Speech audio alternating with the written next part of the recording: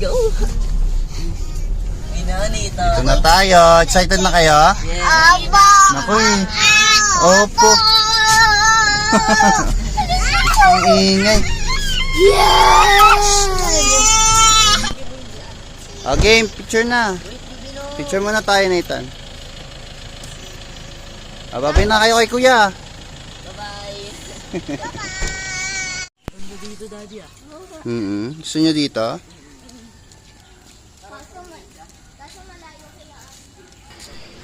Ayun, nandito na kami sa resort, Tierra Fontana 12 Waves Resort. Medyo maaga kami dumating. Nagantay kami ng 10 minutes kasi 8 daw sila mag-open. So, ngayon, pwede na pumasok. Ito na yung room na nirent namin, guys. Dito kami magstay habang nandito kami sa resort. Ayan, A6. Yan, fully air conditioned na. 4 packs. Maliit lang naman si Bibi kaya dito kami. So, ayun yung pool, kiddie pool. Tapos may wave pool din sila dun sa kabila. So, tara, pasok tayo.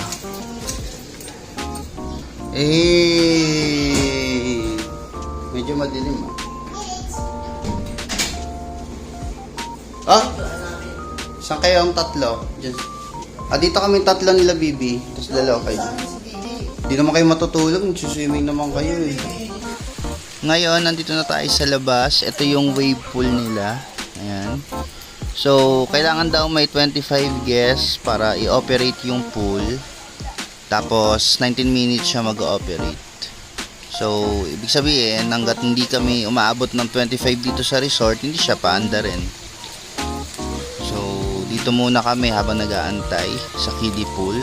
Tapos, may 5 feet na pool din dito sa tabi. And meron din dito sa likod, kaso sarado pa. Under maintenance pa. Bale, wala pa kaming kasama ngayon. Kami pa lang yung unang guest. And hopefully dahil holiday, dumami yung guest mamaya. Balik muna tayo sa mga kids. So hanggang dito lang guys. Watch nyo yung wave pool sa next video. Bye bye.